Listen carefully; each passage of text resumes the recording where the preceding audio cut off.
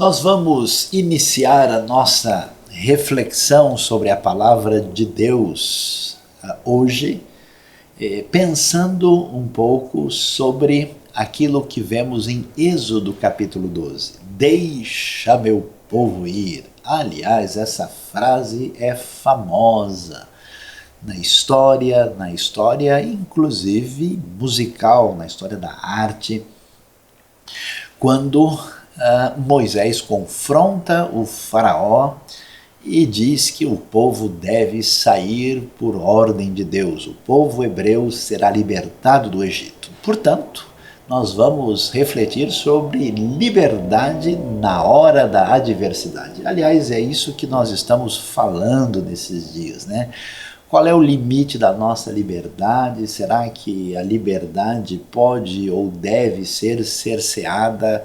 Qual é a ordem de valores? E nesse momento de adversidade, de inquietação e de ansiedade, eu convido você a passear comigo pelas páginas sagradas do livro de Êxodo, quando nós lembramos hoje da primeira Páscoa, do Pêssar, quando Deus fez coisas extraordinárias na história do seu povo. E o que nós lemos na Bíblia? O texto sagrado diz: o Senhor disse a Moisés e a Arão no Egito: este deverá ser o primeiro mês do ano para vocês. Digam a toda a comunidade de Israel que no 10º dia deste mês, todo homem deverá separar um cordeiro ou um cabrito para a sua família, um para cada casa. Se uma família for pequena demais para um animal inteiro, deve dividi-lo com o seu vizinho mais próximo, conforme o número de pessoas e conforme que cada um puder comer. O animal escolhido será macho de 1 ano sem defeito e pode ser cordeiro ou cabrito. Guardem-no até o 14º dia do mês, quando toda a comunidade de Israel irá sacrificá-lo ao pôr do sol. Então nós vemos o texto que fala da primeira Páscoa da história, que tinha ali o sacrifício de um animalzinho do rebanho, o cabrito ou o cordeiro. Especialmente o cordeiro merece destaque. E quando Deus faz coisa extraordinária na história de Israel e que até hoje é celebrado, é a comemoração mais antiga da história humana, feita aí por mais de 3 milênios e celebrada até hoje. A Bíblia continua nos dizendo como é que tudo aconteceu. Passem então um pouco do sangue nas laterais e nas vigas superiores das portas das casas nas quais vocês comerão o animal. Naquela mesma noite comerão a carne assada no fogo com ervas amargas e pão sem fermento. Não comam a carne crua nem cozida em água, mas assada no fogo, cabeça, pernas e vísceras. Não deixem sobrar nada até pela manhã. Caso isso aconteça, queimem o que restar. Ao comerem, estejam prontos para sair. Cinto no lugar, sandálias nos pés e cajado na mão. Comam apressadamente. Esta é a Páscoa do Senhor.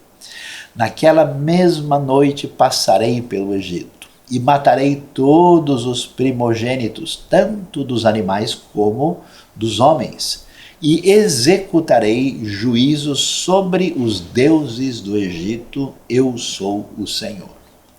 Portanto, nós vemos a descrição dessa Páscoa, que até hoje é celebrada com uma certa variação da tradição milenar, especialmente aí no contexto das comunidades judaicas e do mundo todo, fazendo referência a esse momento que marca a identidade daquilo que envolve o povo da Bíblia, o povo hebreu, o povo de Israel.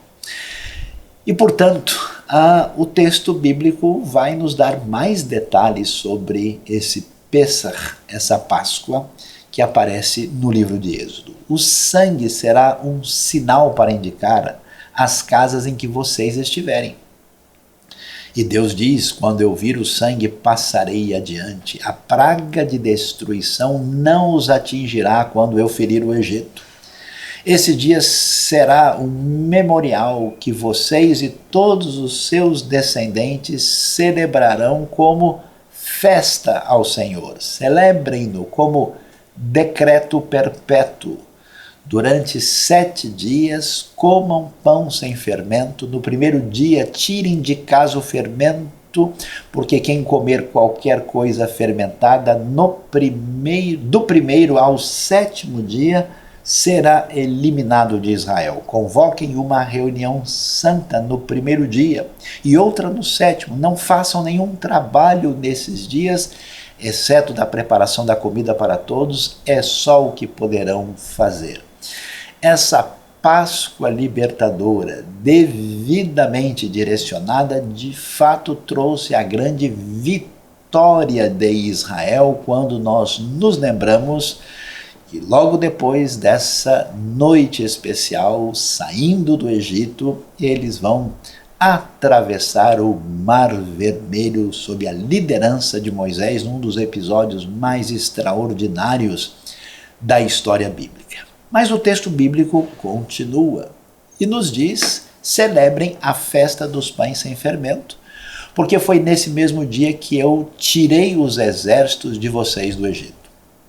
Celebrem esse dia como decreto perpétuo por todas as suas gerações. No primeiro mês, comam pão sem fermento desde o entardecer do 14º dia até o entardecer do 21º.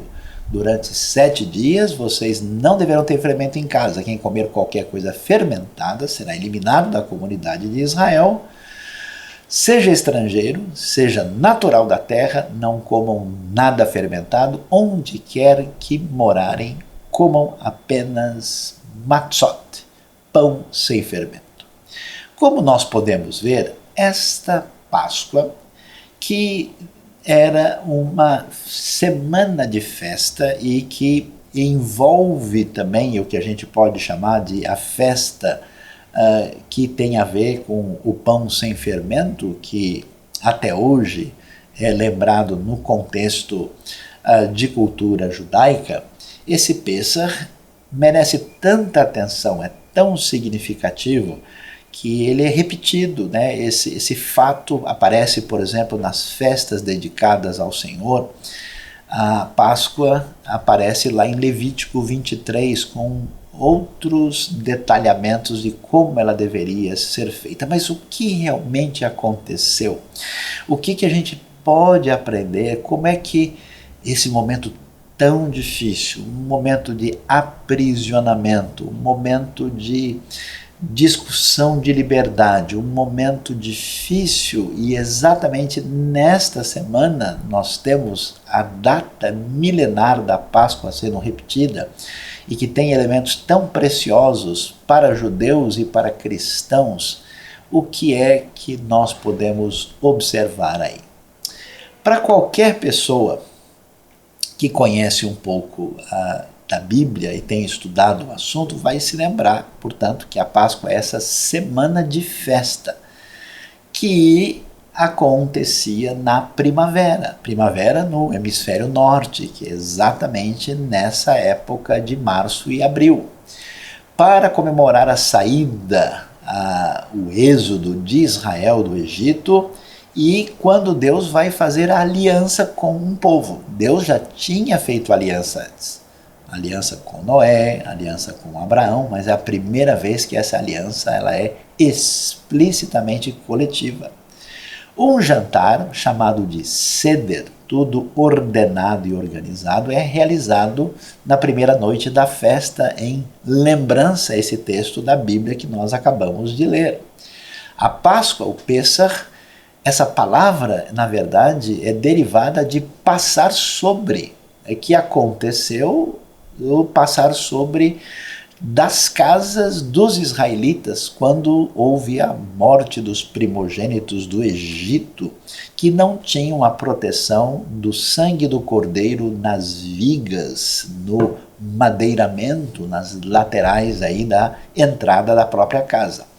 Esses pães sem fermento, eles adquirem na Escritura um símbolo ligado ao pecado. Foram esses pães levados do Egito pelos israelitas, que na urgência do livramento divino tinham que tomar uma atitude rapidamente, eles saíram apressadamente, e esse pão, esse matzá, é um memorial da libertação do povo do Egito. Por que é tão interessante para um discípulo de Jesus conhecer esse assunto? Porque foi exatamente essa Páscoa que Jesus celebrou.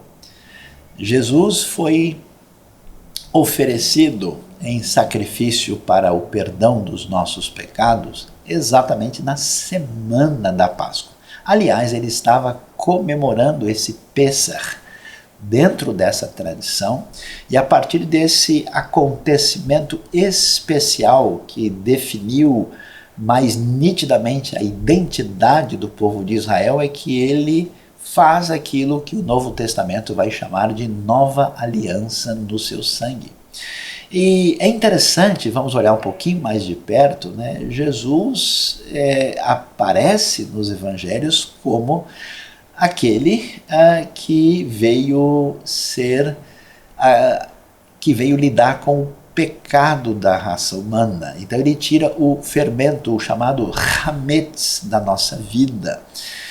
Você vê a analogia, tão interessante ver as conexões. Jesus é o matzá, ele é o pão sem fermento, ele é o pão partido por nós. E quando você vê um matzá como ele é quebradiço, ele realmente tem uma conexão diferenciada aí com aquilo que nós lemos na Escritura. E ele é, nas palavras do Evangelho de João, o Cordeiro de Deus que tira o pecado do mundo. Muito importante ao estudar a Bíblia, a gente vê que os autores estão falando de referências que fazem sentido no ambiente histórico, cultural e geográfico que encontramos na Bíblia. Então, esse Jesus é isso. Ele é o Cordeiro de Deus, ele veio trazer a salvação e o perdão dos pecados, a redenção que aparece na proposta até mesmo da própria Torá, falando de como lidar com os pecados diante do Senhor Santo e Poderoso. Mas é interessante que, quando nós temos historicamente a maneira como a Páscoa foi celebrada, a tradição, que está bem preservado na própria tradição do Talmud, e que entrou na história da celebração judaica, de maneira ainda mais particular no ambiente chamado askenazita, nós temos o que é chamado a separação desse pão, desse matzá, em 3 partes. E é interessante que a segunda parte é chamada de afikoman, uma palavra que tem origem grega, que é um pouco assim incomum. E o que acontece na tradição preservada na história é que este segundo, lembre-se, há uma discussão por que temos 3 pedaços de matzá, mas vamos nos lembrar que o Novo Testamento vai falar do Pai, do Filho e do Espírito Santo, falando desse mistério da divindade. E Jesus pegou exatamente o segundo, que é uma referência à sua posição nesse mistério da divindade. Ele é escondido e depois é revelado no final da festa para ser a última coisa que pode ser comida nessa celebração. Isso evoca para nós o fato de Jesus ter sido, de fato, durante um pouco de tempo, morto e depois ressurreto. Isso chama a nossa atenção. Jesus, portanto, tomou o pão, esse afikoman, e disse: este é o meu corpo. Imagine só a segunda parte, já que essa tradição é muito antiga e pode de fato chegar a esse momento da história. E depois, na sequência, como a celebração é muito mais vívida e cheia de símbolos especiais, a tradição é que existem 4 copos, 4 cálices daquilo que envolve a celebração do vinho no Pêssar, e Jesus toma o 3º cálice na ordem da festa, que é chamado o cálice da redenção. E exatamente aí ele diz: esta é a nova aliança do meu sangue. Veja quanta coisa especial e interessante, e a gente vê como é que aquilo que se tornou a nossa ceia tem a sua origem a partir do que aconteceu na Páscoa que Jesus celebra com os seus discípulos. Agora, entendendo e vendo toda essa história, a pergunta é: o que é que de fato aprendemos e entendemos do que Deus nos revela nesse texto tão emblemático e mais significativo exatamente nesses dias quando estamos enfrentando tanta adversidade com limites de liberdade e precisamos estudar mais a palavra da verdade? O que nós descobrimos? Primeira coisa que chama atenção na história da Páscoa é o que a gente pode chamar de refúgio do dia da ira. O poderio egípcio passou dos limites. Chegou uma hora em que a mão de Deus se levanta para trazer julgamento sobre a maldade expressa na liderança e no meio do povo antigo do Egito.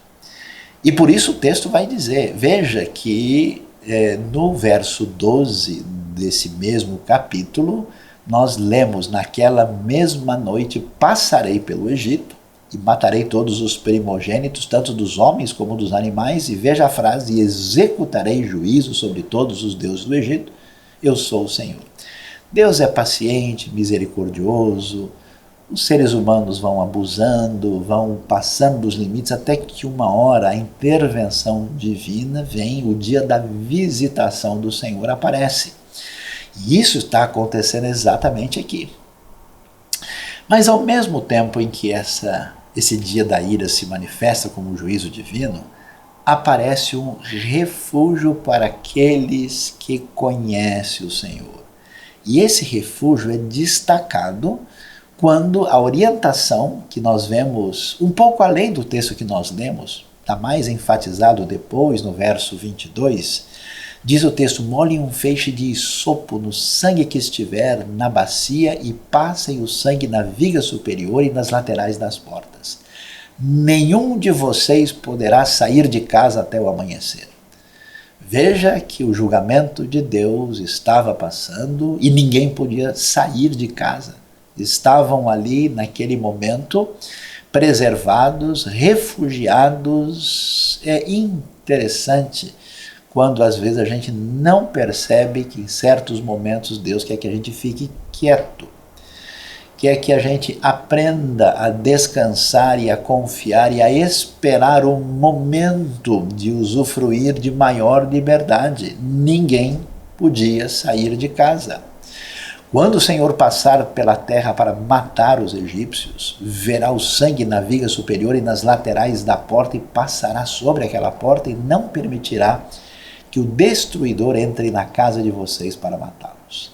Veja o refúgio no dia da ira e ao mesmo tempo, é isso que é tão importante, nós não podemos nos esquecer que a justiça de Deus se manifestou para trazer esse juízo sobre toda a exploração perversa que existia nesse antigo mundo egípcio, e ao mesmo tempo a graça de Deus esteve presente, proporcionando refúgio que exigia fé nas palavras ditas por Deus, uma atitude de obediência e de deixar de lado a ansiedade para estar ali nas casas, aguardando o momento dado por Deus para prosseguir na marcha da história.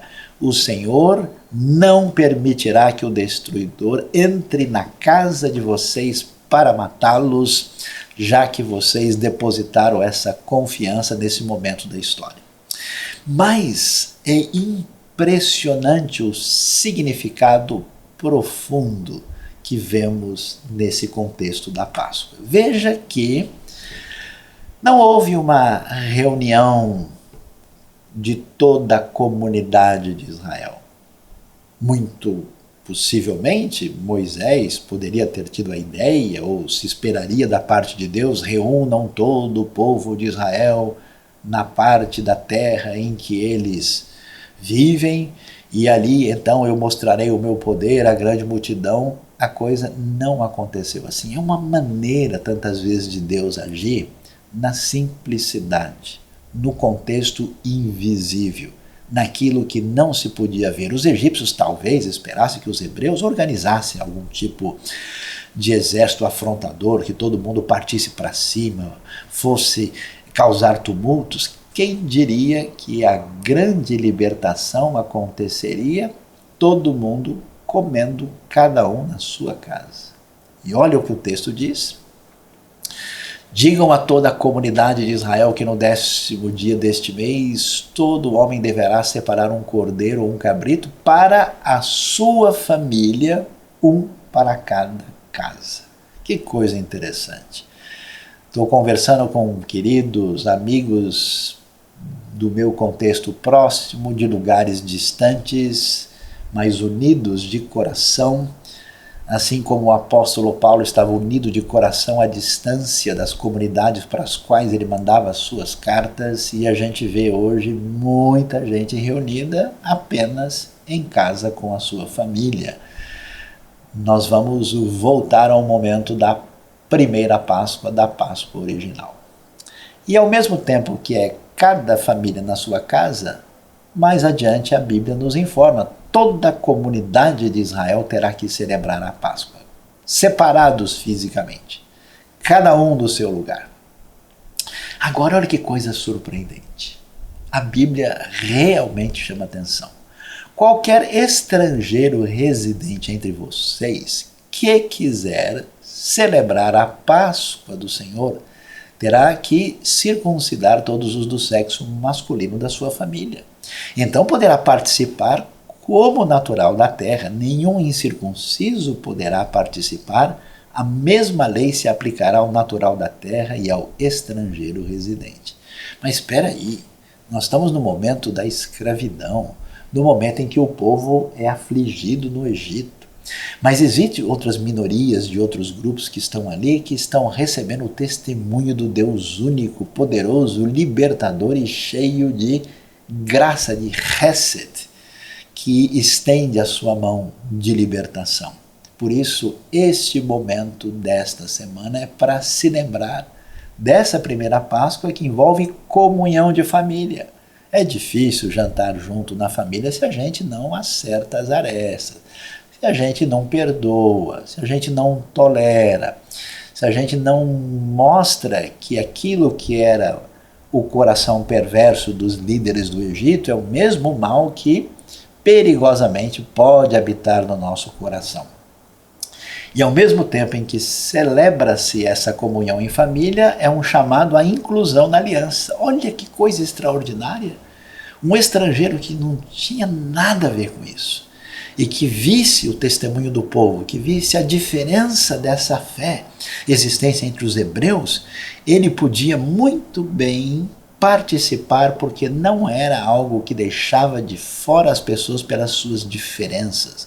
Não tinha uma proposta discriminatória, a pessoa precisava apenas registrar publicamente o sinal de que ele queria estar em aliança com o Deus da vida, que nesse contexto era marcado pela prática da circuncisão. Portanto, a Páscoa, o Pêssar, é esse momento de celebração especial, quando cada um no seu lugar, ao mesmo tempo todo mundo junto.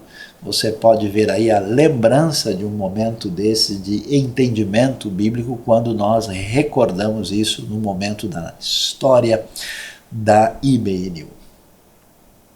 Mas o que vemos ainda que é tão precioso para o nosso entendimento? Olha só, o versículo 17 do mesmo capítulo 12 diz: celebrem a festa dos pães sem fermento, porque foi nesse mesmo dia que eu tirei os exércitos de vocês do Egito. Celebrem esse dia como decreto perpétuo por todas as suas gerações. A palavra exércitos, né, o Tsavaot, é uma palavra que, ao mesmo tempo, ela quer dizer os grupos ordenados e organizados, mas chega a ser engraçado, né, falando do poderio egípcio, chamar os israelitas de exército, uma palavra de duplo sentido. De fato, eles são o exército poderoso de Deus porque estão sob a direção divina, mesmo que sejam só um grupo de gente que vive em servidão, sendo libertados nesse momento. Por isso, a grande maravilha é a Páscoa está nos falando de libertação e fim da opressão. Você vê aí o registro de uma pintura da fabricação de tijolos feita muitas vezes por servos no Egito Antigo, e aqui você vê essa realidade descrita, a semelhança do que o livro de Êxodo nos fala desse tipo de atividade que os hebreus também praticaram. É muito interessante porque, de fato, Deus quer nos dizer que estar em liberdade é um valor muito importante. Por isso a identidade de Israel tem esse clamor por liberdade, por uma rejeição da opressão, por um clamor em favor da justiça, por uma atitude de confrontação do mal. E é essa mentalidade que coloca o benefício do povo comum em oposição àqueles que são tiranos, aqueles que estão indevidamente dominando a vida dessas pessoas. Isso tem um destaque especial. Mas vejam só que essa libertação que traz liberdade não é simplesmente uma liberdade para se fazer o que se deseja. É uma liberdade da comunidade, uma liberdade que se celebra nessa comunhão onde todos comem juntos, e uma liberdade que define, em primeiro lugar, uma liberdade espiritual. É interessante que, se a fortaleza de Deus está dentro da sua vida, e os valores e a realidade daquilo que vem do próprio Senhor fortalece o seu coração, nunca, na prática, a sua liberdade estará ameaçada. E essa liberdade poderosamente se desdobra para outros elementos na nossa vida, que quando Deus proclama essa palavra tão forte e simples, diz eu sou o Senhor, quer dizer que ninguém mais é. Nem o faraó, nem eu, nem você. Todos são servos e devem se comportar assim, porque a verdadeira liberdade está no ato de servir voluntariamente de coração. E é interessante que vai surgir um outro aspecto especial. Eles devem fazer isso sempre, celebrar essa festa, e devem fazer isso como um decreto perpétuo por todas as suas gerações, ou seja, a memória como diretriz. Ninguém consegue caminhar na vida sem arrumar o passado bagunçado do seu coração. E é interessante que esse povo tira força e energia e tem capacidade de ir adiante através desses atos de celebração da memória antiga. Não são as boas lembranças, saudades de momentos preciosos que enchem o nosso coração e nos preparam para um novo dia, um novo tempo? É exatamente isso que acontece. Por isso é tão bonito ver que o texto não diz simplesmente, vão lá e obedeçam a esse mandamento. Não, celebrem a festa, é alegria, é comemoração. Nós temos a importante tarefa de olhar para trás, por isso que a Bíblia é tão especial, é o registro dos atos especiais de salvação de Deus na história, que nos mostram quem Ele é, e através dessa memória praticada na comunidade, e essa Páscoa é tão bonita e especial, a gente tem diretriz de vida. Só andamos para frente quando enxergamos direito o que está atrás. É como dirigir um carro, né? Olhando o retrovisor de jeito certo, você vai longe. A Páscoa é muito especial. Por causa disso, o que a gente descobre? Uma coisa muito peculiar, é um novo olhar do tempo. e preparando a nossa vida para os futuros nos caminhos do eterno. Veja só o que acontece. Quando a Páscoa é instituída, existe aqui um calendário que é um calendário civil que será submetido agora a uma dimensão desse calendário da expressão de fé. O Senhor disse a Moisés e a Arão no Egito: este deverá ser o primeiro mês do ano para vocês, inaugurando um tempo novo. Diga a toda a comunidade de Israel que no 10º dia deste mês, todo homem deverá separar um cordeiro ou um cabrito para sua família, um para cada casa. Um marco diferente na história. E lá na frente, no verso 24, o texto diz: obedeçam a estas instruções como decreto perpétuo para vocês e para os seus descendentes. Nós temos instruções, direção para o futuro, às quais eles devem submeter. Como é que é essa história do novo olhar do tempo? Vamos ver. Dê uma olhadinha comigo, você vai ver o tempo natural que acontece na história de Israel, no calendário que vai se definir. Geograficamente eles estão bem pertinho ali do Egito, vão sair e você vai ver que nesse momento, quando começam as chuvas da primavera e logo eles terão colheita, é o momento quando a Páscoa vai ser estabelecida. Ou seja, vai haver um deslocamento desse tempo natural, desse tempo que se manifestará como um tempo agrícola na tradição, para aquilo que vai ser chamado de as festas do Senhor. Veja lá, a Páscoa e a sua continuação imediata, que são os pães ázimos, ou seja, pães sem fermentos, ela acontecia nesse mês de Nisan, e observamos que as festas são nesse momento de primavera ou então depois no outono. E do ponto de vista do calendário da celebração da relação com Deus, esse tempo natural que agora é transformado em tempo de estar diante do Senhor, é interessante, né? Como muita gente está ainda um pouco perdido porque Deus resolveu complicar a nossa rotina. Pode ser que na nossa rotina nunca houve um espaço muito adequado para Deus, a coisa funcionava assim meio mecanicamente, meio dissociado de intenção e de coração. Agora é um momento da gente, de fato, voltar-se para o Senhor, submeter-se ao Senhor e celebrar o Senhor. Veja que coisa interessante. Um calendário civil que passou a ser aí realinhado pelo calendário religioso. E se você olhar aí embaixo, você vai ver que nós temos aí o Pêssar, a Páscoa, que começava aí exatamente no dia 14 do primeiro mês, chamado mês de Nisan. Logo em seguida já começava a festa dos pães sem fermento. E depois nós tínhamos aí o que era uma continuação até chegar à época do Pentecoste, que era chamado o momento de celebração das primícias, dos primeiros frutos.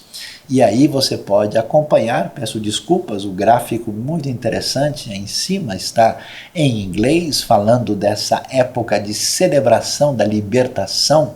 Nós podemos ver aí aquilo que envolvia toda a semana da Páscoa. Mais tarde, por causa do livro de Números capítulo 9, houve um episódio de alguns israelitas que não puderam celebrar a Páscoa, e então a tradição conservou o chamado Segunda Páscoa, o Pesach Hasheni, que aparece e que acontece no mês seguinte. E aí vemos toda a maneira como a coisa vai caminhando até o próximo momento, que é o Pentecoste, também chamado de Festa das Colheitas, e quando nós vamos ver no Novo Testamento a relação com o Espírito Santo, a primeira colheita que atinge aqueles que vão conhecer o Senhor que foi morto na ocasião da Páscoa. Olha que coisa interessante e especial que Deus nos apresenta aqui. Entendendo isso, nós devemos então realinhar a maneira como lidamos com o nosso tempo. É uma maneira nova de encarar a realidade do tempo, que não é só o tempo do trabalho, não é o tempo da responsabilidade, não é só o tempo do lazer. Como é que o seu tempo tem se relacionado com Deus na prática, na sua vida? E o que é mais interessante, Páscoa fala do passado para que a gente possa ter futuro. E é interessante, Deus está levando esse povo numa direção muito específica. Celebrando a vitória, eles vão para chegar um dia à terra prometida, mas antes disso, eles vão receber de Deus algo muito especial, que é uma herança para toda a humanidade. O que a gente vai ver? A própria tradição hebraica diz com bastante propriedade que a lei de Deus, a palavra divina, a diretriz da nossa vida, os 10 mandamentos que iluminam toda a nossa tradição judaico-cristã, foi nos dado fora da terra de Israel, lá no ambiente do Sinai, porque é um legado para toda a humanidade. Esses estrangeiros abençoados que participaram também saíram juntamente com os israelitas e puderam ver de perto aquilo que Deus preparou na aliança que ele faz com o povo do Sinai. O que a gente descobre? Que liberdade na hora da adversidade vai nos levar a conhecer o Senhor de verdade. Olha que coisa especial. Diferentemente do que eu poderia imaginar, Deus liberta o povo do Egito de graça.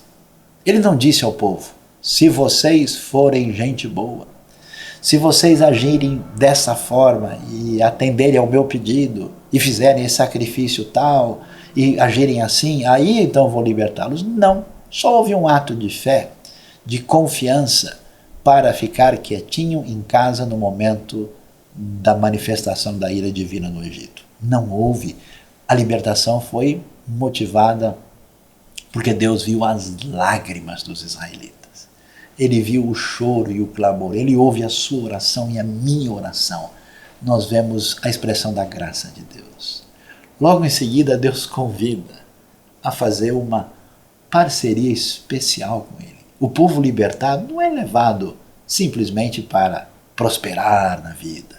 Não é levado simplesmente para se divertir e estar bem, numa qualidade de vida que a gente acha melhor. Não, eles são levados para experimentar aliança com o Senhor. Deus faz um pacto a partir dele mesmo e convida esse povo para estar com ele e passa a habitar no meio desse povo, celebrando essa aliança. Você tem aliança com Deus? De verdade, eu não estou perguntando se você é religioso ou faz parte de algum grupo. Você está em aliança com Deus? É o momento de pensar na nossa vida com seriedade, é a oportunidade, em analogia com a época da primeira Páscoa, que nesta semana é uma época semelhante ao que nós vimos lá, para que Deus depois nos desse um caminho de vida que é um caminho de bênção para todos nós. No meio daquele mundo confuso, com orientações estranhas, com costumes religiosos que até atentavam contra a vida, vem a lei do Senhor que nos ajuda a saber como viver diante de Deus e diante do próximo. Então não se esqueça que essa palavra esteja firme neste momento no seu coração. Nessa semana especial e muito peculiar da história recente. Liberdade na hora da adversidade só existe quando Deus usa esses momentos para nos levar a conhecer o Senhor de verdade. Deus abençoe a sua vida. Deus abençoe o seu coração e nos faça experimentar o que a palavra de Deus nos ensinou neste dia. Você foi abençoado por este vídeo, por esta mensagem? inscreva-se no canal, aperte o sininho e você ficará sabendo das novas mensagens e reflexões da IBNU.